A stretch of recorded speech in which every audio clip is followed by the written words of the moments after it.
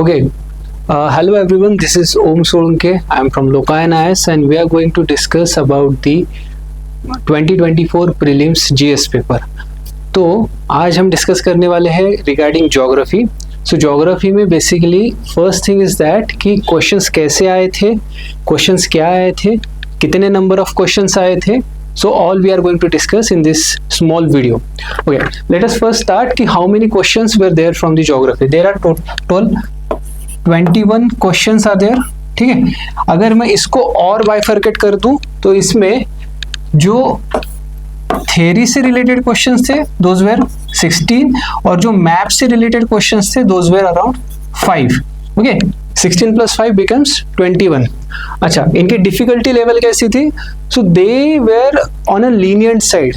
ऐसे नहीं थे कि बहुत ज़्यादा डिफिकल्ट क्वेश्चंस आए थे. They were related to your syllabus, they were related to the basic NCERT books. अगर आपको ज्योग्राफी का जनरल आइडिया भी है, आपने स्कूल के एनसीईआरटीज भी पढ़ी है, तो you can solve half of the questions from this paper. Okay, so we are going to start with the directly we are going to start with the question paper analysis. So I am going to discuss the A set here. ठीक है, and let's start. So the very first question in A set geography के questions first number से ही start हो रहे थे. So very first question is the consider the following statement. There are two statements. The first statement is suggesting the atmosphere is heated more by incoming solar radiation than the terrestrial radiation. This question is from the climate and you know कि atmosphere जो वातावरण है वो किससे गर्म होता है? It is because of the terrestrial radiation, not because of the incoming solar radiation. So the first statement is wrong. Second, carbon dioxide and other green house gases in the atmosphere are good absorber of the long wave radiation. जो sun से radiations आती है उसको हम short wave radiations कहते हैं. जब वो ग्राउंड से रिफ्लेक्ट करने लगती है तो उसको हम लॉन्ग वेव रेडिएशंस कहते हैं. And this gases absorb that energy and heaten up the atmosphere. That means this statement is right. The first is wrong, second is right. So statement 1 is incorrect, statement 2 is correct. The correct option is D. Okay, let us move to the next question. So here are also statements. The thickness of the troposphere at equator is much greater than compared to the poles. मतलब troposphere की जो thickness है, जो height है, ठीक है, this is the height, this is ground, this is your tropopause. ठीक है, ये जो है ये कहाँ पर? इक्वेटर पर ज्यादा है as compare to the poles. अच्छा, ये तो हमें पता है कि इक्वेटर पर क्या होता है कि कन्वेक्टिव करंट्स आते हैं. Because of this convective currents क्या होता है कि एक अपवर्ड पुश मिलता है. उस पुश की वजह से क्या होता है? एटमॉस्फेयर एक्सपांड होने लगता है. सो यहाँ पर क्या हो रहा है कि ट्रोपोस्फियर की जो बाउंड्री है एक्सटेंड करती है टुवर्ड्स स्काई. सो यूजुअली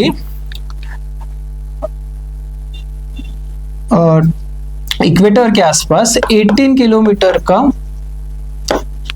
एक विड्थ रहती है between ground and the troposphere. So this statement is correct. Okay, the statement 1 is correct. Statement 2, at the equator the heat is transported to the great heights by the strong convective currents. जो अभी हमने देखा, मतलब दोनों statements are right. But अभी now which of the following is the correct in respect to the above statements? यहाँ पर उन्होंने एक assertion and reason टाइप वाले क्वेश्चंस दिए हैं. तो इसमें देखा है कि statement 1 and statement 2 are correct, but statement 2 explains the statement 1. Okay, B क्या कहता है यहाँ पर कि statement 1 and statement 2 are correct, but statement 2 does not explains the statement 1. अभी हमने क्या देखा कि स्टेटमेंट 1 करेक्ट है, स्टेटमेंट 2 भी करेक्ट है, दोनों स्टेटमेंट करेक्ट है, बट स्टेटमेंट 2 एक्सप्लेन कर रहा है कि स्टेटमेंट 1 को. तो yes, it is explaining the statement 1. So that's why the correct option for this is A. ठीक है? Now question number 3. Consider the following. क्या है इसमें? There is a list of substances which are produced from the volcanic eruptions. तो UPSC ने क्या किया है यहाँ पर? 4 सब्सटेंस की एक लिस्ट दी है. उसमें क्या है? Pyroclastic debris, ash and dust, nitrogen compounds and sulphur compounds. अब इसमें से कौन से जो प्रोडक्ट्स है जो वॉल्केनिक इरप्शन से बाहर आते हैं ये पूछा गया है. आपको नहीं लग रहा है कि ये क्वेश्चंस बहुत ज्यादा इजी है? Okay, so let us see. Pyroclastic debris, yes, it is coming from the volcanic eruptions. ये हमने देखा था, हमने हमारे नोट्स पर भी लिखा था, हमने क्लासेस में भी ये सब चीजें कवर कर चुके हैं. Ash and dust, it is a by product of the volcanic eruptions. जब बहुत बड़ा धमाका होता है तो क्या होता है, एश एंड डस्ट के जो क्लाउड्स है, बड़े बड़े क्लाउड्स, वो बहुत बड़े एरिया तक फैल जाते हैं. तो that means ash and dust is also the part of your volcanic eruption. Next, sulphur compounds, yes, SOx. That means these are the, in fact, the volcanic eruptions are the primary cause of the sulfur production in the entire sulfur cycles. Okay. अब रह क्या जाता है इसमें कि nitrogen compounds. अभी देखो, nitrogen compounds are not primarily basically coming out from the volcanic eruptions, पर ऐसे दुनिया में कुछ कुछ वॉल्केनोज हैं कि जो कभी कभी क्या करते हैं कि माइन्यूट लेवल में नाइट्रोजन के जो कंपाउंड्स हैं उनको इरप्ट करते हैं, कि जो बाहर आते हैं उनसे. तो अगर उस तरीके से देखा जाए तो दिस 3 आर कंप्लीटली फाइन, कि 1, 2 and 4, but in case of nitrogen compounds there is certain doubts. But क्या ये आते हैं वॉल्केनिक इरप्शन से होते हैं? हाँ, sometimes, not every time but sometimes. So that's why all 4 are correct here. Got it? Let's move to the next question. Let me rough this first.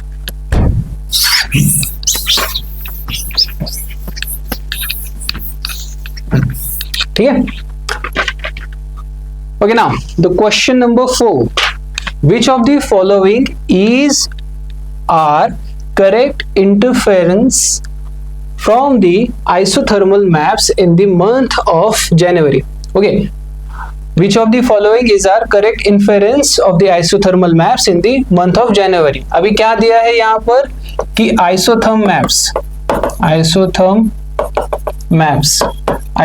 क्या होते हैं कि those maps which, it is a line basically, line which joining same temperature वाली जगह. ठीक है, isotherms क्या है? These are the lines which are joining the same temperature वाली जगह है.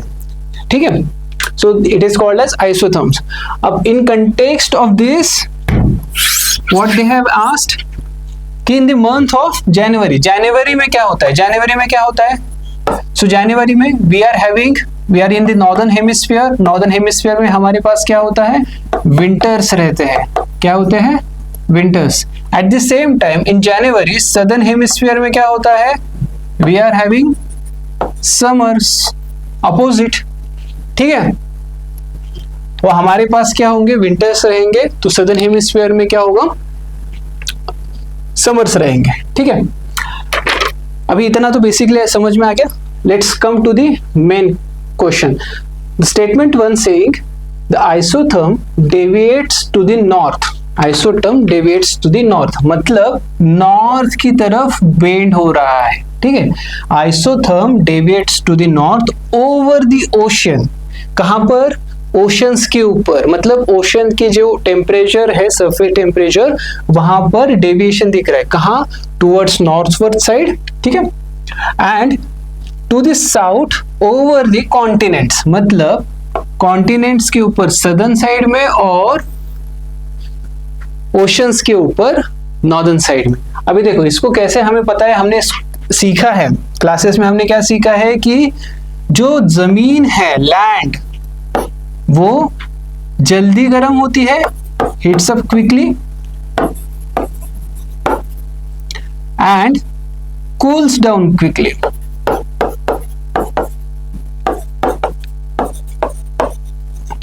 क्या होता है कि जमीन बहुत जल्दी गर्म हो जाती है और बहुत जल्दी ठंडी भी हो जाती है.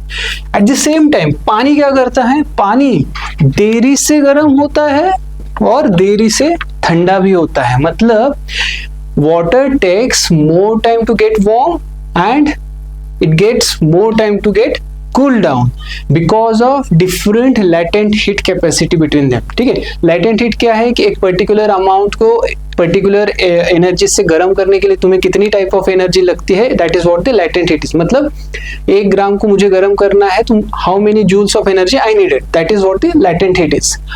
सो हियर वी नो कि लैंड जल्दी गर्म होता है, जल्दी ठंडी होती है। At the same time ocean देरी से गर्म होते हैं, देरी से ठंडे होते हैं। Now we are in the month of January. जनवरी में क्या हो रहा है कि विंटर्स आ चुके हैं, विंटर्स आ चुके हैं तो हमारी जो जमीन है वो क्या हो गई है, ठंडी हो गई है। Lands are cool down already by the months of January. ठीक है, ठीक है। तो second part is okay, the isotherms deviate to the north over the ocean and the south toward the continent।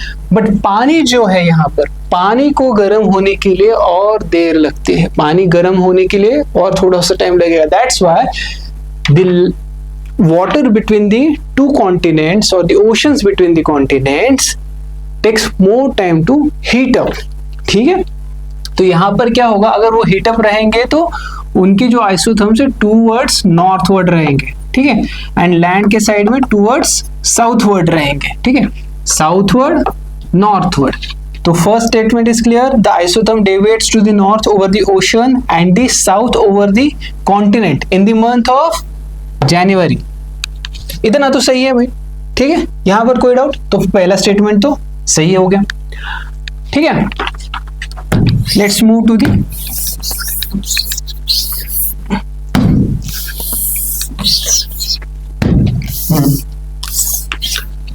Okay, let's move to the second statement.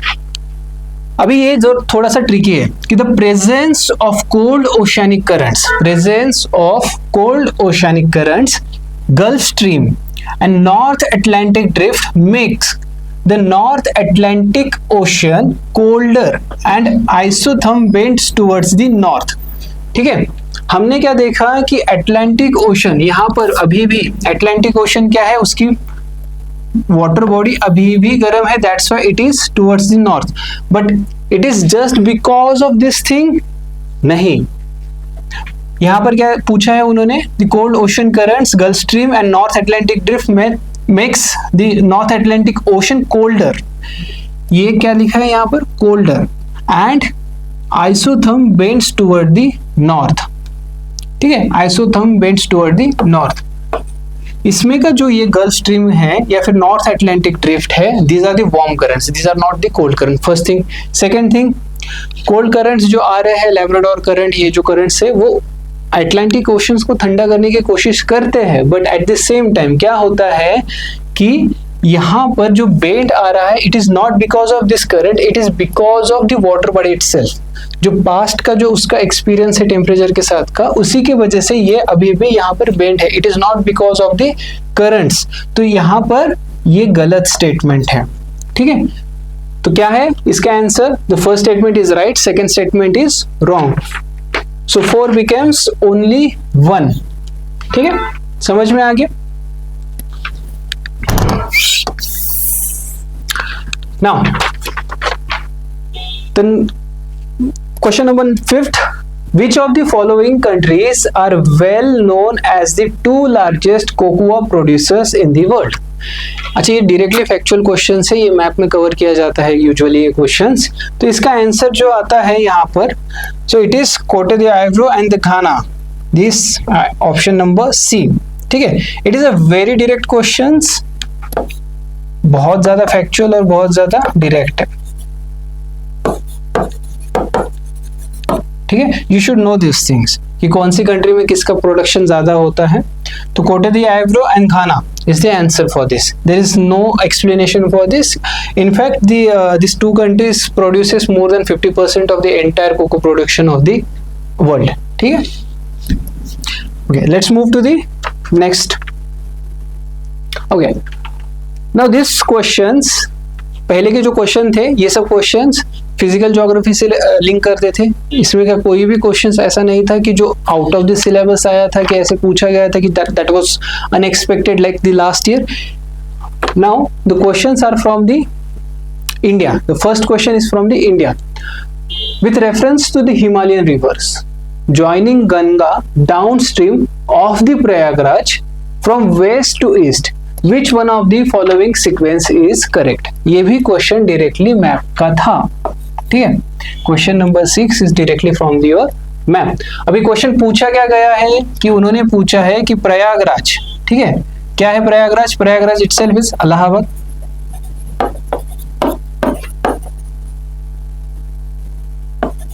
Prayag, इसको प्रयाग क्यों कहते हैं? क्योंकि यहाँ पर गंगा जी और यमुना जी इनका संगम होता है, that's why it is called as Prayag, ठीक है।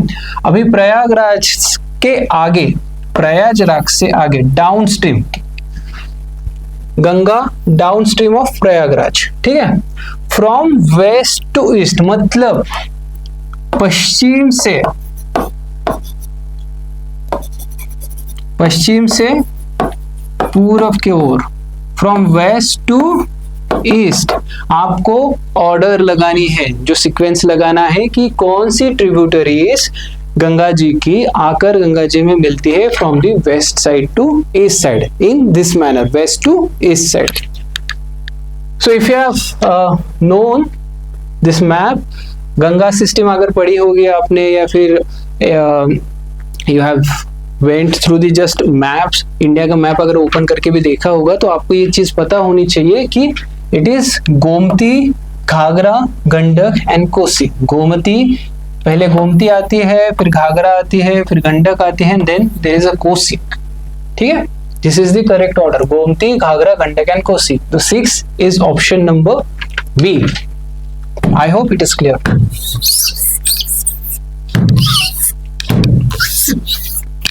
Okay. Then there is one more question about this statement. Question number 7. What it's saying? Rainfall is one of the reason for weathering of rocks. बारिश weathering के लिए responsible है. It is one of the causes of the weathering. ठीक है? Is it right? Yes, it is right. Statement 1 क्या है? ये सही है. Statement 2 क्या कह रहा है? Rain water contains carbon dioxide in the solution. Rain water contains carbon dioxide in the solution. जब बारिश की बूंदे नीचे आती है, the droplets of water are coming down, तो एटमॉस्फेरिक जो कार्बन डाइऑक्साइड है, एटमॉस्फेरिक गैसेस क्या होती है, उसमें मिक्सअप हो जाती है, तो उसके साथ कार्बन डाइऑक्साइड भी मिक्स हो जाता है. So statement 2 is also right. Now statement 3, rain water contains atmospheric oxygen. जैसे मैंने अभी कहा कि गैसेस होती है उसमें, तो ऑक्सीजन भी बट ऑब्वियस उसमें मिक्स हो जाएगा. So statement 3 is also right. Now the question is what? Which of the following is correct in respect to the above statement? तो यूपीएससी हमने पूछ रही है कि इनमें से क्या क्या चीजें सही है with consideration of these 3 statements. चलो देखते हैं क्या क्या है. So the first option A क्या कह रहा है कि both statement 2 and statement 3 are correct and both of them explains the statement 1. क्या है कि statement 2 and statement 3 ये क्या है? करेक्ट है और both of them are explaining the statement 1. अभी explain क्या है यहाँ पर? explain करने के लिए rainfall is one of the reason for the weathering of the rock. क्या ये सही है? Yes, ये सही है. Statement second, question number option number B क्या कहता है यहाँ पर? Both statement 2 and statement 3 are correct but only one of them explains this statement 1. यहां पर क्या कह रहे हैं कि दोनों सही है, 2 भी सही है, 3 भी सही है, पर उसमें का बस एक ही स्टेटमेंट ऐसा है कि जो करेक्टली एक्सप्लेन कर पाता है कि वेदरिंग क्यों हो रही है. ठीक है, let's see what is option C. Only one of the statement 2 and 3 is correct and that explains the statement 1. इसमें इनका कहना क्या है कि इसमें से statement 2 and statement 3 में से only one statement is correct. ठीक है, और वही statement 1 को explain कर रहा है. 2 या 3 में से एक ही सही है और वही एक को explain कर रहा है. ठीक है, यहां तक तो ठीक है. And last option saying neither statement 2 or not statement 2 is correct. 2 और 3 दोनों करेक्ट नहीं है. तो लेट अस सी, हमने क्या देखा कि स्टेटमेंट 1 सही है, स्टेटमेंट 2 सही है, स्टेटमेंट 3 भी सही है. तो इसमें से सही एक्सप्लेनेशन कौन सा दे रहा है? तो सही एक्सप्लेनेशन दे रहा है स्टेटमेंट 2 दैट सेइंग कि carbon dioxide is responsible for the weathering. ठीक है, so here if we include the process of oxidation also here, तो यहाँ पर ऑप्शन ए भी सही हो जाता है. If you include the only process of weathering of limestone, so there is only option B. तो ब्रॉडर पर्सपेक्टिव से अगर चले जाए तो option A is the right explanation of this. ठीक है, और it could be option B also. दोनों में से एक भी हो सकता है. अब यूपीएससी का पर्सपेक्टिव है, उसमें कौन सा लेते हैं, क्योंकि इसमें थोड़ा सा वेगनेस है. It is not very much clear but it is very vague, but we can go with the comfortably with the option number A. ठीक है. Next question, consider the following. यहां पर क्या दिया गया है, there are the 4 countries Finland, Germany, Norway and Russia, and how many of above countries have border with the Northern Sea. अब Northern Sea को ये करने के लिए, तुमको याद करने के लिए कि how many countries are bordering the Northern Sea, there is certain cheat codes. ठीक है, क्या है cheat code? North and Big are my friends. क्या है? North and Big are my friends. This is a cheat code for North Sea. अब देखते हैं क्या है इसका. नॉर्थ का मतलब आता है नॉर्वे. बेग का इसमें 2 कंट्रीज है, one is Belgium, another G is for Germany, FRI for the France, E for England, N for Netherlands, D for Denmark and S for Scotland. अभी देखो, इतना भी याद कर लिया, चीट कोड याद कर लिया, तो you have your answer in front of you. इसमें का कौन से 2 कंट्रीज है कि Finland, Germany, Norway, Russia. Finland है क्या इसमें? No, there is no Finland. Finland नहीं है. जर्मनी है, yes Germany is there. Norway है, yes Norway is there. Russia है, no there is no Russia. So only 2 and 3, मतलब 2 ही पेयर्स सही है, तो only 2. That means option B is your correct choice. I hope it is clear. What was the cheat code? North and Big are my friends. ठीक है. Let's move to the next question. The question is, okay, there is a table. In one column they are given waterfall. On the second column they have given region and third column they have given the river. तो आपको क्या बताना है, यहाँ पे जो एक waterfall दिया है वो कौन से रीजन में आता है और वो कौन सी रिवर पर आता है. ये तीनों चीजें सही होनी चाहिए यहाँ पर. क्या? Waterfall, region and river has to be correct. ठीक है, in correct order. The first one is Dhuandhar. Dhuandhar कहाँ पर आता है? नर्मदा रिवर, ये सबको पता है. This is right. बट ये मालवा पर आता है या नहीं, ये हमें पता नहीं. लेट अस सी क्या है क्या नहीं है, देखते हैं इसको. धुआंधार नर्मदा पर आता है, पर मालवा पर आता है क्या? नहीं. इट इज ऑन दी बेड़ा घाट, बेड़ा घाट प्लेट्यू. ठीक है, it is not on the Malwa, मतलब पहली पेयर गलत है. समझ में आ गया? कहां पर है? बेड़ाघाट प्लेट्यू पे है. जो मालवा है वो जस्ट थोड़ा सा हल्का सा नॉर्थ वेस्टर्न साइड पर आता है और उसी के नीचे ये प्लेटो आ जाता है. So it was very tricky questions, बहुत लोग यहाँ पर गलत कर चुके रहेंगे. Second, Hundru. Hundru is on Chota Nagpur plateau and it is on the Subarnarekha river.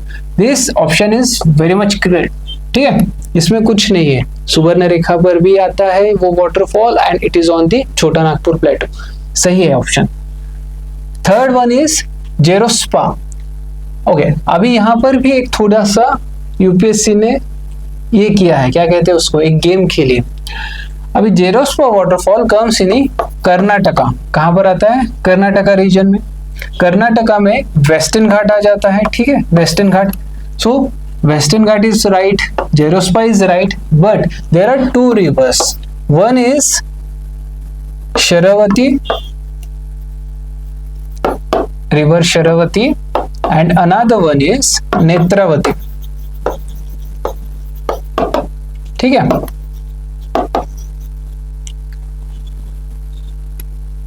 तो यहां पर जो ये वाटरफॉल है, it is on the Sharavati river, not on the Netravati river.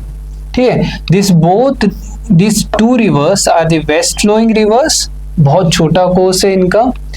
Okay, और ये दोनों की दोनों रिवर्स कर्नाटका में आती है. तो ये शरावती और नेत्रावती की वजह से थोड़ी गड़बड़ हो सकती है, इसलिए यूपीएससी ने यहाँ पर शायद वो डाला है, but the correct option is Sharavati. So this is wrong. ठीक है, this is wrong. So only one. कौन सी पेयर सही है? सीपीए. ये भी गलत हो गए, ऊपर वाली भी गलत हो गई. Only one is right. That means option number ए.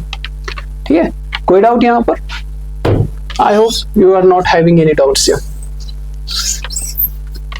से बहुत मुश्किल सवाल नहीं थे.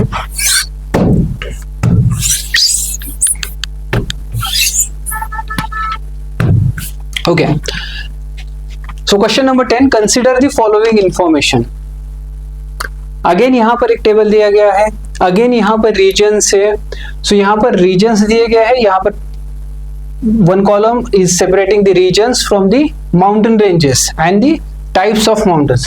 3 कॉलम है. एक जगह पर रीजन है, दूसरे में माउंटेन्स की रेंजेस दी गई है, और तीसरे में कौन से टाइप का ये माउंटेन है ये दिया गया है. Let us go with the one by one. The first is Central Asian region, वॉस्गोस फोल्ड माउंटेन.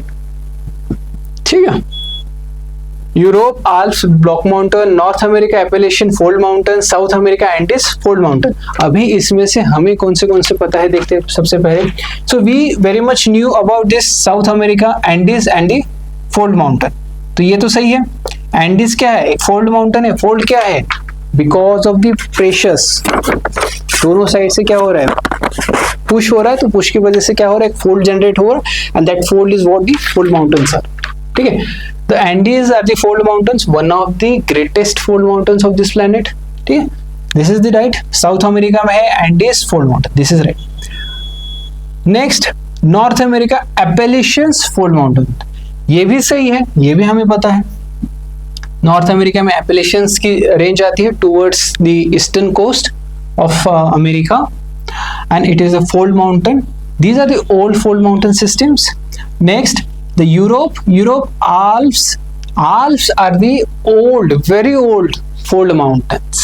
But यहाँ पर उन्होंने क्या ऑप्शन दिया है? These are the block mountains. That means ये गलत है.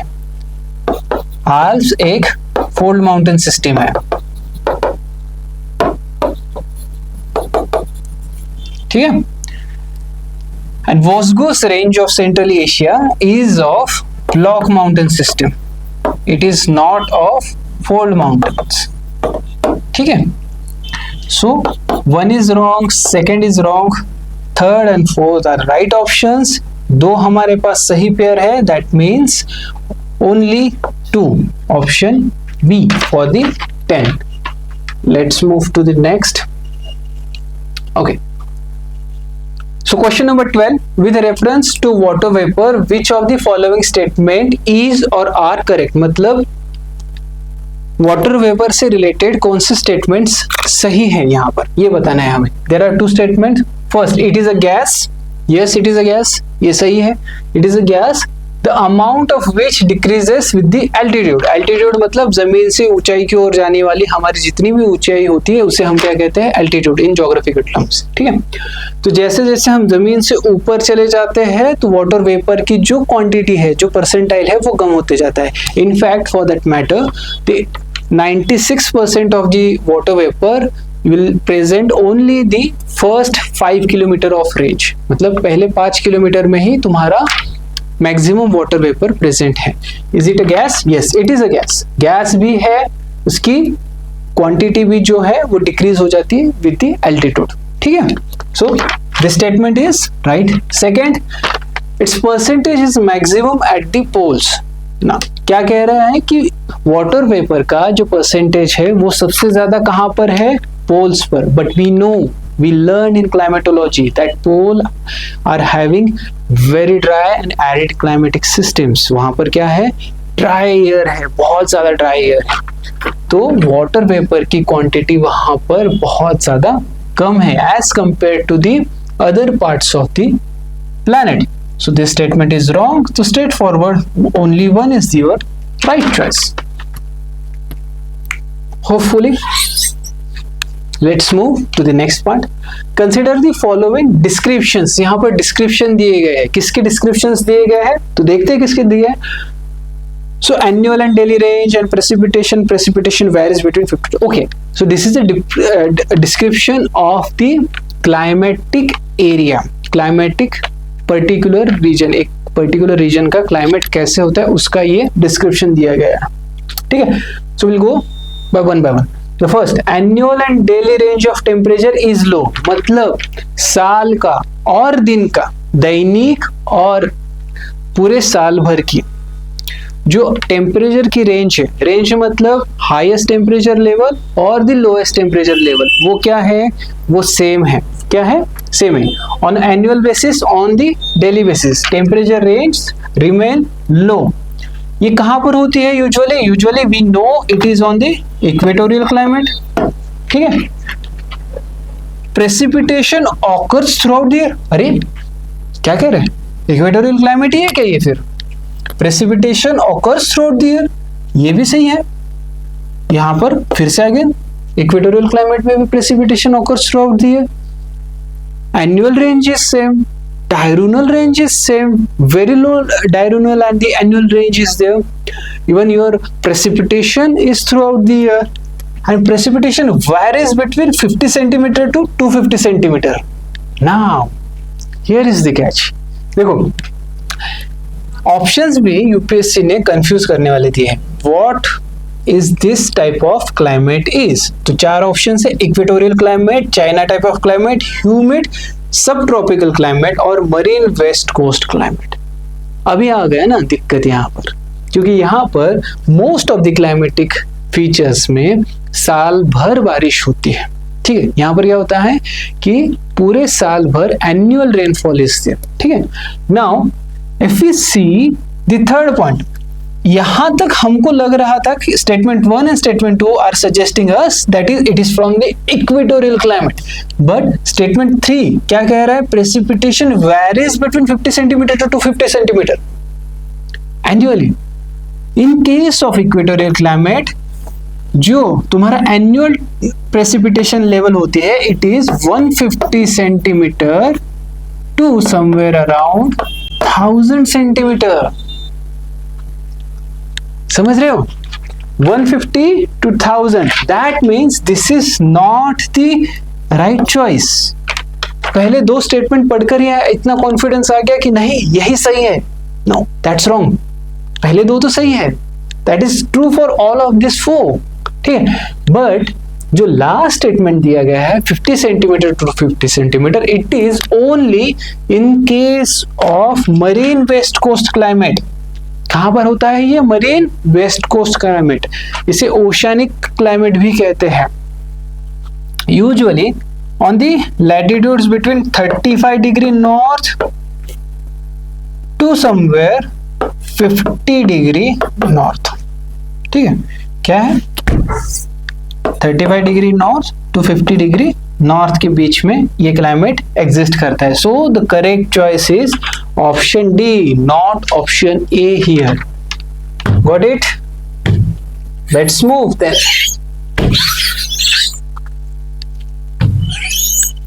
ओके.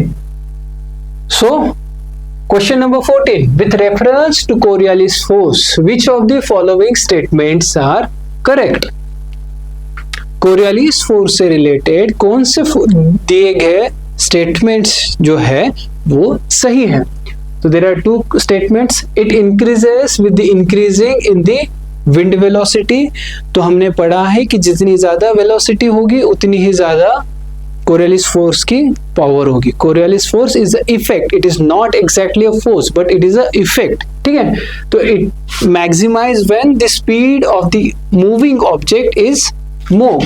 कोरियालिस फोर्स क्या करता है कि any moving body in the northern hemisphere, उसकी जो रिजल्टेंट डायरेक्शन है उसे वो towards right and in the southern hemisphere any moving body moves towards its left.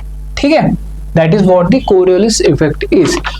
तो it increases with the increasing velocity. सही है ये, इसमें कुछ भी गलत नहीं. It's a basics of the Coriolis force. It is maximum at poles and it is absent at the equator. Is it right? Yes, it is absolutely right. क्या है ये? मैक्सिमम कहाँ पर होता है? जैसे ही हम इक्वेटर से पोल की तरफ जाते हैं तो तुम्हारा कोरियोलिस फोर्स बढ़ता जाता है. ठीक है, that's why the deviation of the winds are maximum at the poles and it is minimum at the equator. ठीक है, so both of the statements are correct. That means option number C. It's very basic NCERT based question. Both both 1 and 2 are the right choices here. ठीक है, let's move forward. अरे यार, चलो. Okay, question number 15. On June 21st every year, June 21st, चलो लिख लेते हैं क्या है. जून 21st every year which of the following latitude or latitudes experiences sunlight of more than 12 hours. June 21st क्या होता है? यहाँ पर क्या होता है? तुम्हारा जो apparent movement of sun है वो कहाँ पर होता है? वो ट्रॉपिक ऑफ कैंसर. कहां पर?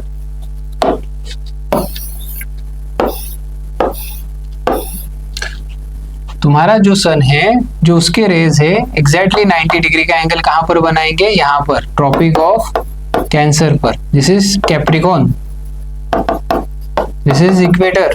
ठीक है, 0 डिग्री. ठीक है, तो सन जो है उसकी अपरेंट मूवमेंट क्या होती है? वो टुवर्ड्स नॉर्थ होती है अपरेंट मूवमेंट.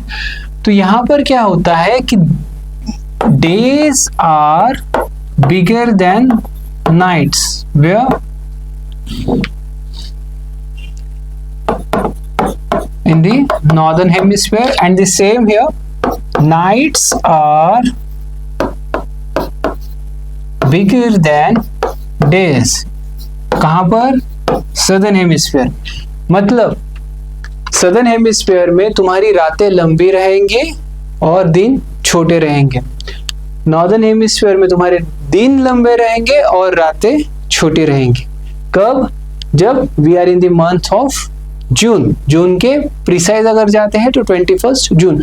सेम उल्टी सिचुएशंस कब होती है?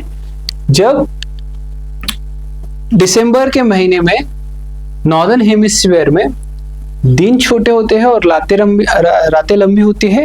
At the same point southern hemisphere में रातें छोटी होती है और दिन बड़े होते हैं. ठीक है, इन दिस कंटेक्स्ट देखो अभी जून 24 में क्या है? हमारे पास समर आ जाता है. तो समर में बट ऑब्वियसली जो ट्रॉपिक ऑफ कैंसर है वहां पर दिन 12 घंटे से बड़ा होता है.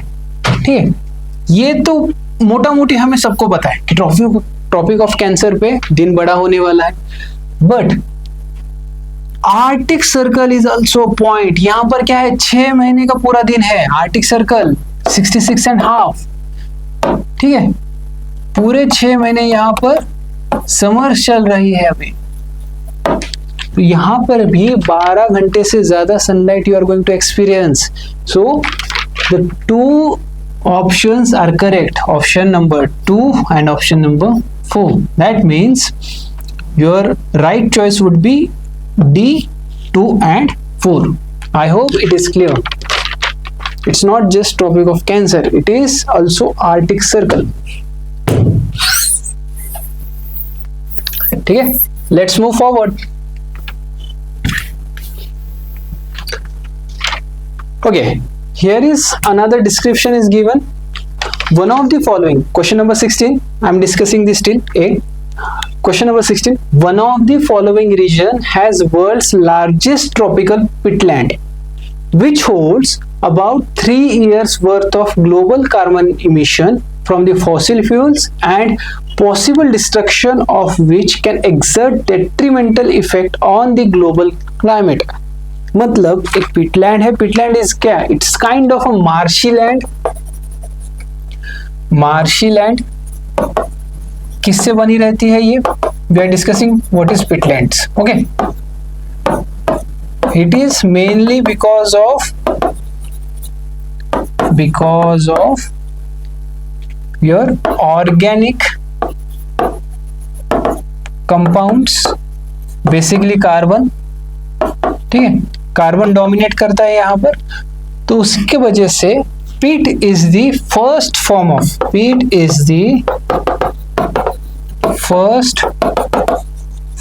Of coal formation. It is the first stage, coal formation. ठीक है, then there is a peat, leguminous, bituminous, and then finally the best quality coal is anthracite, जिसमें highest level of carbon content होता है. तो पीट में usually क्या होता है कि पिटलैंड्स में it is somewhere the carbon content is nearly 30 to 40% के आसपास जो होता है, इसमें कार्बन कंटेंट होता है पिटलैंड्स में. ठीक है, मार्शलैंड्स में ये ऑर्गेनिक कंपाउंड्स यहाँ पर डेवलप हो जाते हैं. So the question is related to this only. तो अभी ये दुनिया में कहाँ कहाँ है ऐसी दिखाया, तो उससे रिलेटेड एक उन्होंने डिस्क्रिप्शन दिया है. तो डिस्क्रिप्शन ने क्या कहा है, it is the largest tropical Peatland if this Peatland has exposed.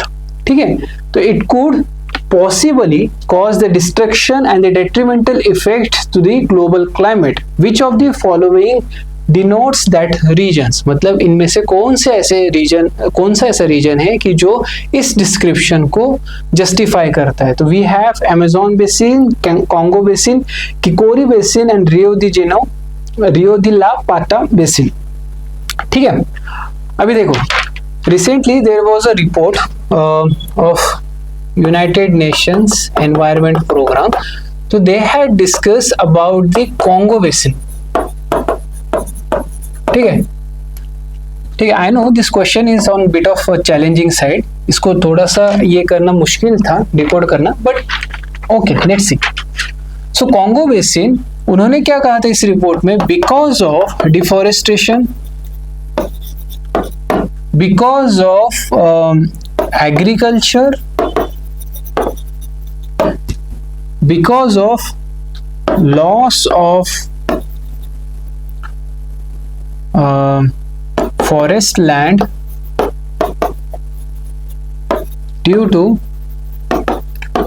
forest fires and climate change are causing detrimental effects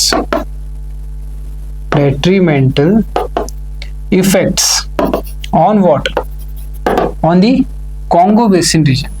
ठीक है, यहां पर क्या हो रहा है कि एक इरिवर्सिबल साइकिल स्टार्ट हो गई है. What is this irreversible cycle, कि जो ये पिट है वो एक्सपोज हो रहा है, it is converting into the pollutants. ठीक है, so that's why there was this report concerning about the Congo basin and it is the exact the replica of that report. ये जो स्टेटमेंट यहाँ से उठाया गया है ये पूरा, it is the exact replication of that report. UNEP की जो रिपोर्ट आई थी उसमें से ही ये स्टेटमेंट डायरेक्टली यहाँ से उठाया गया है. So the correct answer is the Congo basin.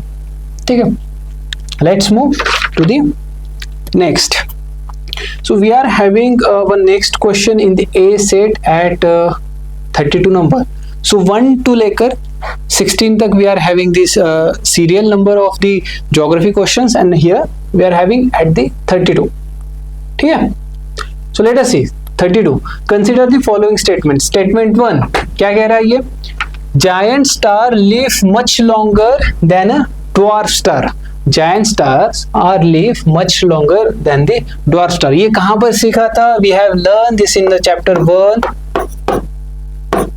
about the evolution and the origin of solar system. Then we have learned about the sun and then we learn about the stars.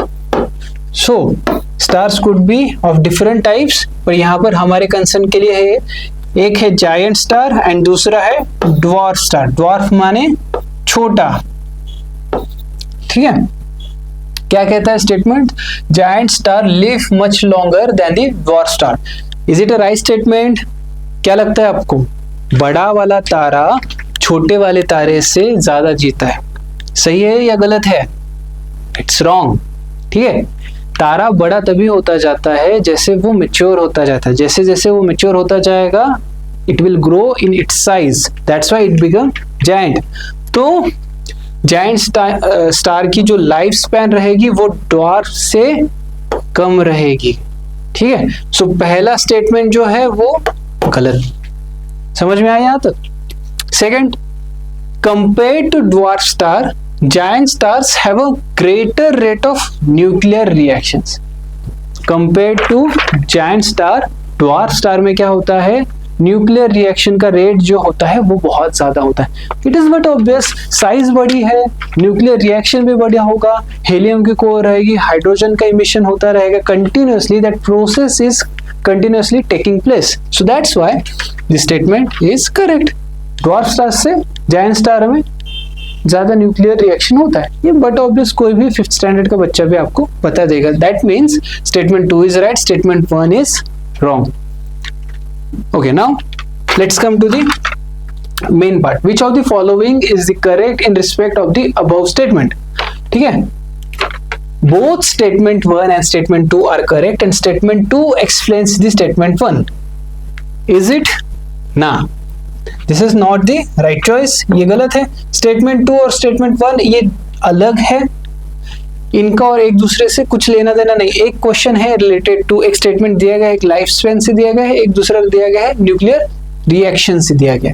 So those are not related, in fact those are not क्या कहते हैं उससे, self explanatory to each other, ठीक है।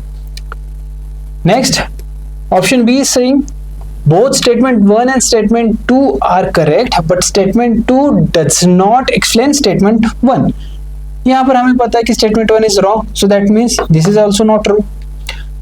option number C saying statement 1 is correct and but statement 2 is incorrect। 1 correct है, 2 incorrect है।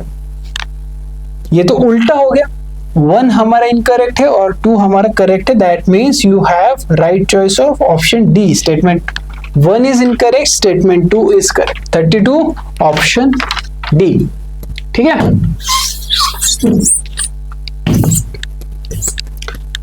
Okay, option question number 38। चलो ये भी देख ही लेते, ये आ ही गए तो डिस्कस कर लेते। Which one of the following is the synthesize in the human body that dilates the blood vessel and increase the blood flow? So इसका ऑप्शन है A, nitric oxide is the right choice of this question, ठीक है। Let's move to the our concern. हमारा क्या है concern भाई? 38 now, ठीक है। 38, so here 38, recently the term pumped storage hydropower is actually an appropriately discussed in context of which one of the following?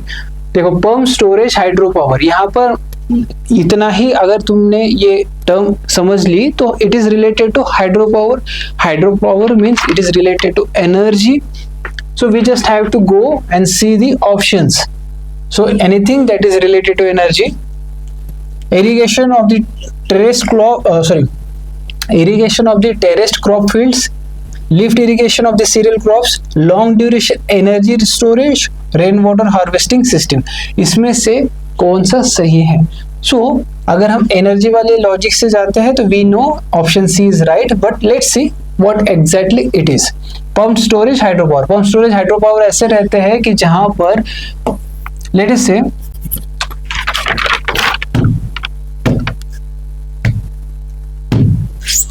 Let us से this is a हिल, यहां से पानी नीचे आ रहा है, हमने इस पानी को जमा कर दिया यहाँ पर, ठीक है। This water we pumped back to the hill. हमने क्या किया? पाइपलाइन से इस पानी को फिर से ऊपर लेकर गए, ठीक है। And with the energy of the gravitation force it is again coming back and we are utilising this water as for the generation of hydro electricity. अरे समझ में आ रहा है क्या कह रहा हूं? देखो क्या है, पंप स्टोरेज। पहले हमने क्या किया, we pump the water to up hill, second we store that water. यहाँ पर ऊपर हिल में हमने क्या बनाया, एक टैंक बनाया जिसमें हमने ये पानी स्टोर किया, एंड देन लेटर जब हमें लग रहा है कि नहीं अभी एनर्जी की डिमांड ज्यादा है, हमें ज्यादा इलेक्ट्रिसिटी जनरेट करना जरूरी है, then we are releasing that water, and that water is used for the generation of your electricity. That is what the hydroelectricity, that is what the pump electricity, pump storage hydropowers actually work. ठीक है, so the correct option is long duration energy storage. long duration energy storage क्यों? क्योंकि हमने ये future के लिए plan किया, we are planning it for the future. जब जरूरत पड़ेगी, when we are in the need, then and then only we are going to use. We are using. जैसे बेसिकली मानसून के सीजन में क्या होता है कि कंटिन्यूसली बारिश हो रही है तो पानी का फ्लो कंटिन्यूसली मेंटेन रहता है। जो यहाँ पर जो जनरेटर है वो जनरेटर इलेक्ट्रिसिटी जनरेट कर रहा है because of the natural flow of water, because of the availability of water, because of the monsoon, of the many multiple reasons. ठीक है, बट जब ये नेचुरल सोर्स खत्म हो जाएगा तो उस टाइम में हमें क्या चाहिए कि जब एक्सेस वाटर आ रहा है हमारे पास, जो एक्सेस पानी है, तो उसको हम क्या कर रहे हैं, उसको हम पंप बैक कर रहे हैं for the future use. That's why long duration energy storage system is the right choice for this question. Am I right?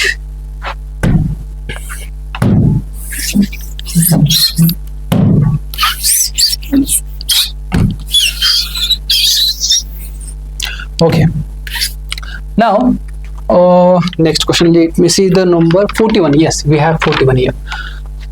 So this is a question for if you are from the geography background or you are from the geography optional background, so this would be a very easy question for you, or otherwise also it is going to be a very easy question. So क्या कहता है ये question? The total fertility rate in economy is defined as, अच्छा ये economy का question है but still I am discussing because economic geography का ये पार्ट है, population geography का ये पार्ट है। So the total fertility rate in economy is defined as, मतलब TFR rate, TFR rate, total fertility rate किस चीज से डिफाइन होता है?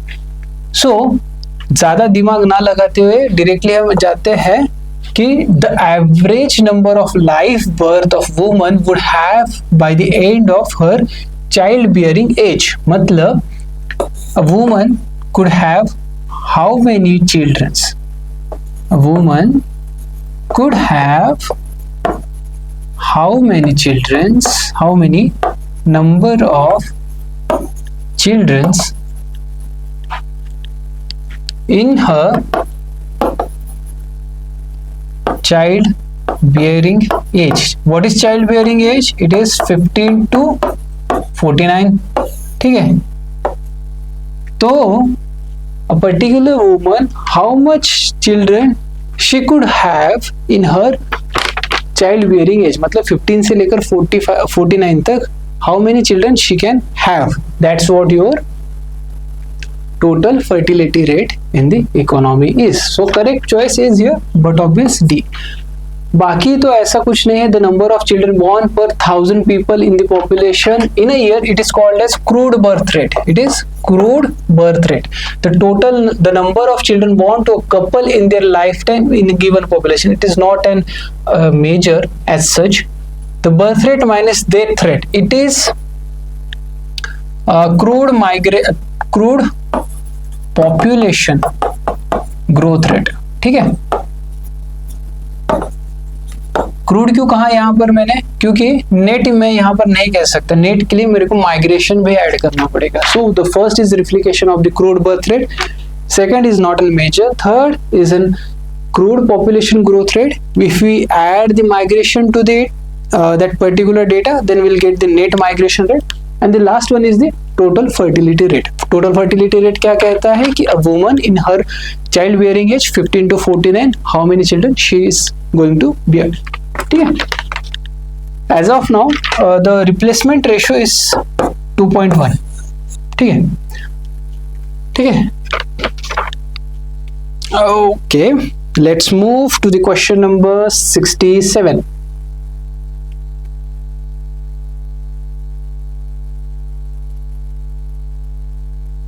ओके, तो कंसिडर द फॉलोइंग कंट्रीज. यहाँ पर लिस्ट ऑफ कंट्रीज दिए है. There are 5 countries. Let's see what they are asking. Which of the above countries are frequently mention in the media. मतलब न्यूज में रहती है. इनमें से कौन सी countries for there low birth rate, मतलब उनका जो बर्थ रेट है वो लो है. ठीक है, इसकी वजह से वो न्यूज में रहती है. और एजिंग पॉपुलेशन और डिक्लाइनिंग पॉपुलेशन, मतलब तुम्हारी पॉपुलेशन एज हो रही है या फिर तुम्हारी पॉपुलेशन डिक्लाइन हो रही है. इसकी वजह से कौन सी इनमें से कंट्रीज है कि जो कंटिन्यूसली न्यूज में रहती है. So as we know, Japan is there, South Korea is there, Italy from Europe, Italy, Greece, these countries are also the part of the aging population. ठीक है. The remaining 2 countries, Nigeria and South Africa. Nigeria is one of the fastest growing populous country. Ignore my grammar, okay? Country in the Africa. ठीक है, मतलब जो Nigeria की population है after Asia, पूरे Africa में सबसे हाईएस्ट लेवल से मतलब ग्रो कर रही है. Nigerian population is growing as a huge speed. ठीक है, जो हमारी इंडिया की population 80s, 90s and 2000s के टाइम पे जो ग्रो कर रही थी, same phenomena is happening in context of Nigeria here. So the correct option is 1, 2 and 4 with the possible available choices. The option A is correct. ठीक है. Let's move to the question number 79. Okay, 78 is here and this is the 79. The longest border between any 2 countries in the world is between, मतलब 2 देशों के दरमियान सबसे ज्यादा बड़ी border कहां पर है.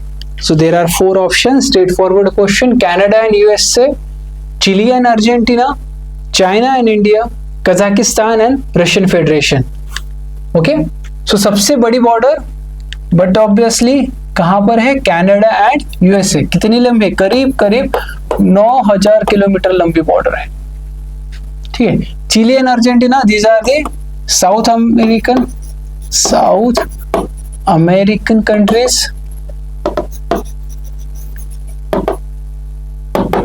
देखो, if we divided the North America, this is Canada, this is US. If we divided the South America, this is Chile, and this is somewhere, this part is Argentina. ठीक है. चिली और Argentina के बीच की जो border है south American countries के बीच में, these are somewhere around 5000 kilometre long. पहली 9000, दूसरी 5000 किलोमीटर. इंडिया एंड चाइना के बीच की लंबी कितनी है?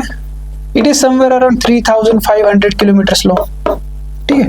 So the correct option is 1, option number A, 79 A, Canada and USA. And the last question is question number 89. 88, 89. So 89, again, consider the following statements. There are 2 statements given in context of the Red Sea. Red Sea कहाँ पर आता है? Towards the West Asian. Africa और तुम्हारा जो ये है waste Asia है, यहाँ पर रेड सी आ जाता है तुम्हारा. ठीक है. The Red Sea receives very little precipitation in any form. The statement 1 is saying Red Sea receives very little precipitation in any form. No water enters in the Red Sea in the form of river. 2 statement दिए गए. पहला statement कह रहा है कि भाई red सी में क्या हो रहा है कि बहुत कम प्रेसिपिटेशन आता है। प्रेसिपिटेशन मतलब बारिश, रेनफॉल, ठीक है। Is it true? Yes it is true. Red Sea कहां पर आता है? It is between the high pressure zones. High pressure zones, high pressure में क्या हो रहा है कि विंड जो है डिसेंड कर रही है। डिसेंड करने की वजह से यहां पर no cloud formation, cloud formation नहीं होता है यहां पर। Again there is no vertical uplift या vertical movement of air, no से ज्यादा वेरी कम, बहुत कम वर्टिकल मूवमेंट होती है। तो अगर वर्टिकल मूवमेंट एब्सेंट रहेगी तो क्या होगा, तुम्हारे जो क्लाउड से वो सैचुरेट नहीं होगी, कंडेंसेशन और सैचुरेशन की प्रोसेस नहीं होगी, तो रेनफॉल नहीं होगा।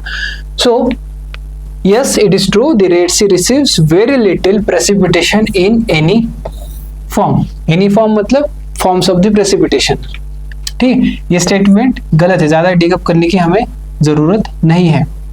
सॉरी, सही है, ज्यादा डिगअप करने की हमें यहाँ पर जरूरत नहीं है। Question number statement number 2 is saying no water enters the Red Sea in any form of river. मतलब कोई भी नदी रेड सी में एंटर नहीं करती है, ये कह रहे हैं। Is it true? No it is not true. दुनिया की जो सबसे बड़ी river, one of the biggest river और one of the longest river, river Nile, enters into the Red Sea. That means this is the wrong statement. The correct choice would be option 1. ठीक है? So by this means we have covered our 21 questions for geography, and I hope कि you have solve all this questions. और मुझे नहीं लगता कि इसमें बहुत ज़्यादा कुछ डिफिकल्टीज थी। हाँ, थोड़ी सी ट्रिक्स थे, थोड़े से कन्फ्यूजन्स थे, बट लास्ट ईयर जितने क्वेश्चंस यूपीएससी ने पूछे गए थे ट्रिकी क्वेश्चंस, वैसे क्वेश्चंस इस बार नहीं आए। It was very straightforward on a very lenient manner. You could have solved it on the just basis of the your prelims और the general understandings. I hope you qualify for the mains, and we are there to help you out. This is Om Solanke from Loka IAS signing out. Thank you.